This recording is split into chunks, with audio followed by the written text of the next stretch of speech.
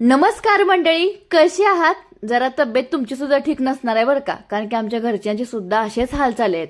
वातावरण बदललं आहे. पावसाळा चालू झाला आहे, हिवाळा मध्येच चालू होतो, उन्हाळा अचानकच दुपारी पडतो आणि अशा वातावरणात माणूस हा जन्म असा आहे की कुठलंच त्याला ऋतू सण होत नाही. लगेचच आजारी पडतो म्हणजे काय हो, सर्दी ताप खोकला लगेच, तोंडाला तर काय लगेच चव लागतच नाही. आण वडापाव आण मटण आणि कर रस्सा असे काही तर भानगड असते, तरी सुद्धा ते चव लागणं झाले, कडवटच लागाले हो. तर त्यासाठी केलं आहे मी, ज्या लोकांना तोंडाला चव नाही ना त्यांच्यासाठी केले मस्त अशी टमाटरची चटणी. इतकी छान, ज्यांना तोंडाला चव नाही ना त्यांच्यासाठी खास रेसिपी म्हणजे टमाटरची चटणी. हो, खूप छान लागते. तर तुम्हाला सांगतो, जेवढी करायला झटपट आहे ना तितकी झटपट संपते सुद्धा. म्हणून मी तयार करायला घेतली ही टमाटर चटणी. जितके घरामध्ये सदस्य आहेत ना तितके इथं टमाटर घ्यायचे, स्वच्छ पाण्यानं धुवून घ्यायचं. घरात कुठलंही बाजारातलं माळवं आणलं की कोथिंबीर असू दे, मिरची असू दे किंवा शिमला मिरची, कुठलीही भाजी असली की स्वच्छ धुवून पाण्यानं ती वापरावी, कारण की औषधांचा भडीमार असा भरपूर चालला आहे, त्यामुळे कॅन्सरचं सुद्धा प्रमाण वाढत आहे.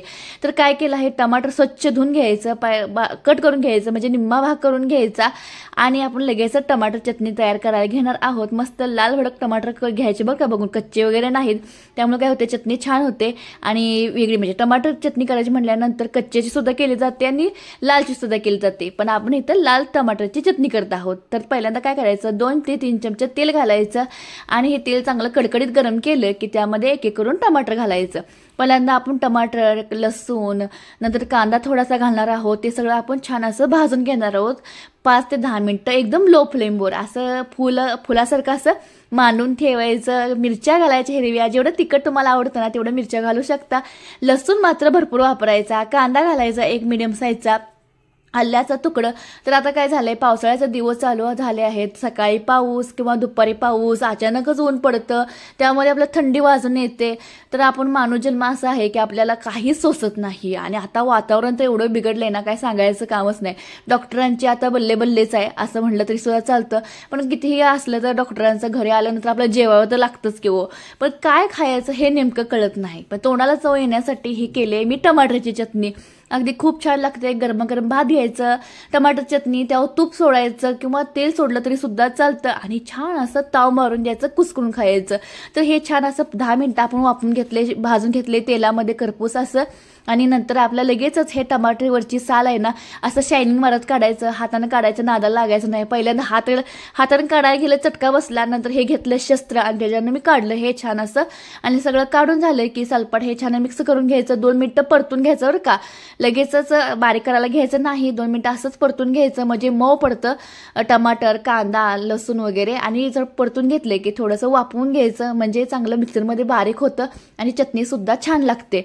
तर आता काय करायचं, लिंबू सुद्धा असं घ्यायचं. जरा शायनी मारत करायला गेलो, पण काय नाही, शायनी मारायला नाही, पळायला लागला इकडं. लिंबू दरवेळेला काहीतर असं फेकायची किंवा असं गरगर फिरवायची सवय लागली आहे किचनमध्ये, तर असंच करायला गेले. लिंबू घ्यायचा बारीक कट करून, थोडंसं तेल थोडंसं वापरलं आहे जास्त इथं, म्हणजे चटणीला. नंतर आपण फोडणी वगैरे देणार नाही, अशी चटणी आपण डायरेक्ट भाताबरोबर खाणार आहोत.